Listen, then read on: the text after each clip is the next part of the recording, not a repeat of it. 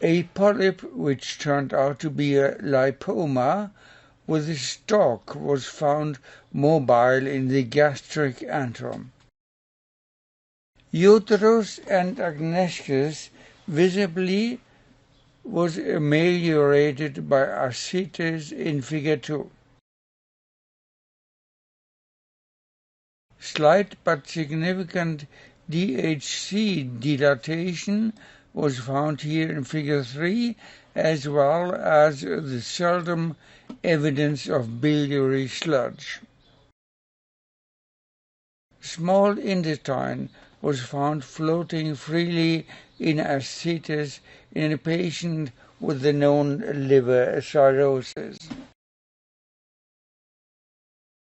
Suffering from abdominal discomfort only, there was the seldom feature of an autoimmune pancreatitis in this lady in figure 5. Heavy acute onset pains here in case figure 06 in the sense of an acute abdomen. Another typical feature here in case figure 07, a biductal malignant stenosis leading to the patient's complaints. A fine needle puncture complication, seldom and happily self-limiting as well, is seen in case figure 08.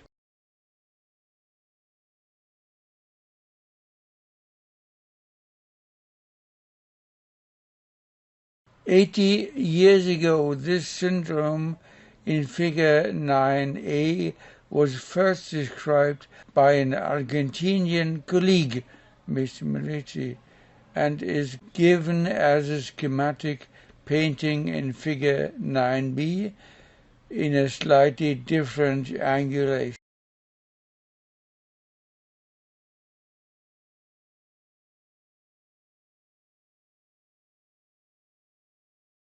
For some hours only, this patient in figure 10 suffered from acute abdominal pains. She was under warfarin, and we simply waited.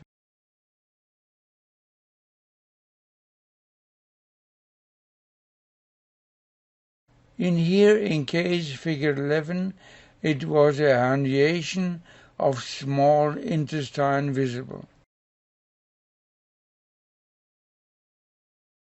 Here in figure 12, see a case of abdominal wall metastasis from a gallbladder carcinoma. In a known case of liver cirrhosis, in figure 13, you may notice how advanced it is, proving already marked portal hypertension. This patient in figure 14 suffered from lymphoma due to an NHL.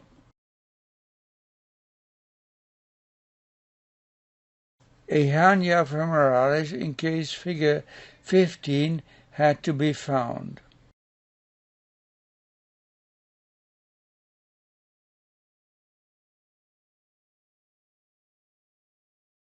Bubbles in Allmond's disease in case figure 16.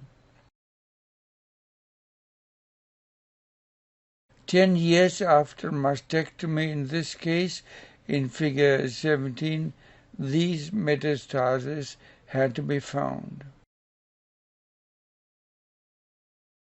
In this young man in figure 18, this serious diagnosis had to be verified.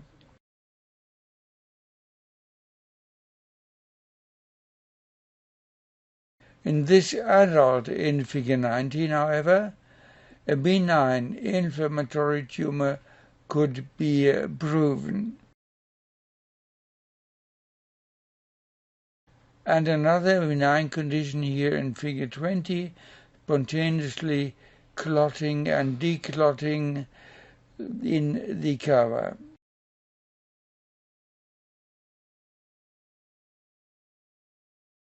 In figure 21, you see an atherosclerotic change of the vessels noted, and you see the turbulences originating from that. This medium-aged lady in figure 22 suffered from a short period of pains only, whilst nearly all of the pancreas was damaged by necrosis. In this very old patient in figure 23, these signs of right heart insufficiency had to be noted, whereas in this patient in figure 24, normality of anatomy could be found. This tumor in 25 of the right adrenal gland may be called an incidentaloma and need some sort of observation only. Kidney cyst in figure 26 becomes unimportant with the more important second finding, an adrenal tumor. A cystic adrenal tumor had to be found here in figure 27 as well. And yet another adrenal malignancy with the diaphragm invasion already in figure 28.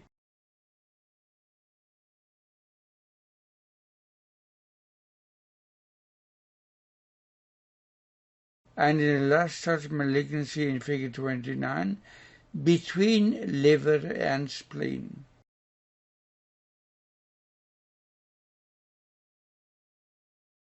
In here, in case figure 30, the not so seldom adrenal metastasis guide like some to the primary.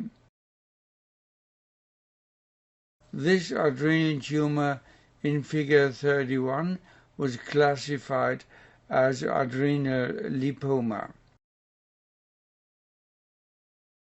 This huge adrenal tumor in figure 32 was visible in TS already. Please note here in case figure 33 the difference in liver and kidney echogenicity and the fatty layer of kidney. A maximum of congestion in case figure 34 responsible of liver values elevation. 35, left gastric artery in figure 35. This huge mammacarcinoma metastasis in figure 36 was asymptomatic. Asymptomatic urinary bladder diverticular, in this case in figure 37.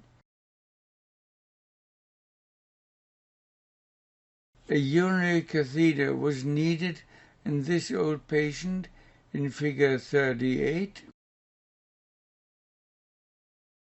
And here in figure 39, a tumor thrombosis in the cava is shown.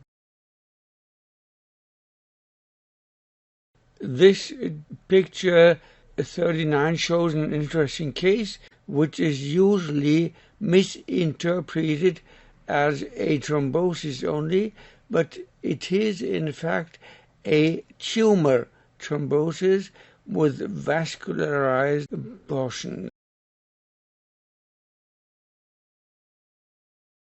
Heavy colics were here in case figure 40, caused by a ureter stone obstruction. And in here in case figure 41, however, obstruction had a malign genesis.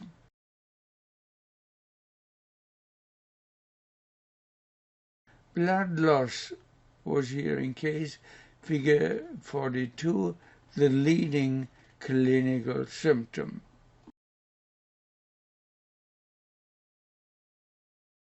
This tumor in case figure 43 turned out to be healed with a simple bladder evacuation only.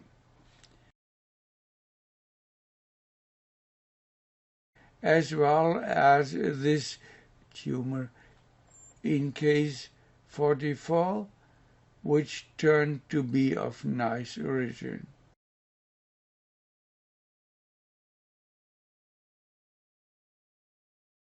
A simple anatomical variation only, here in case figure 45, with the right branch of a hepatic artery taking its course anteriorly to the CBD and portal vein. In here, in case figure 46, things were more serious with the lymphadenopathy.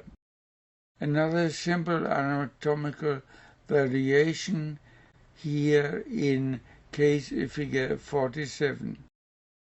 In here, in cases 48 and 49, as well, it was in the following. The reason of this transition or of this renal failure, respectively, were unclear. 50A to D, and do not be too lazy for patient positioning. You simply see more by undertaking these short and easy measure. This malignancy in case 51 demanded unusual sectioning in this patient. Clinical complaints, in this case in figure 52, were typical, so it can look alive after operation in acute cholecystitis like in figure 53.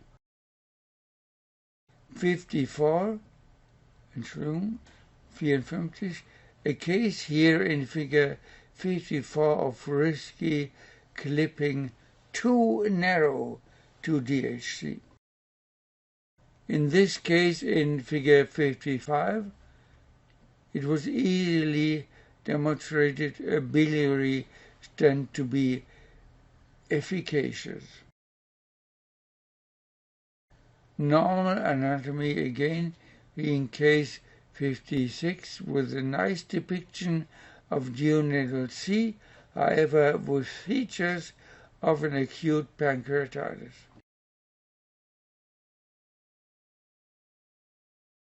A serious complication after Whipple operation in figure 57,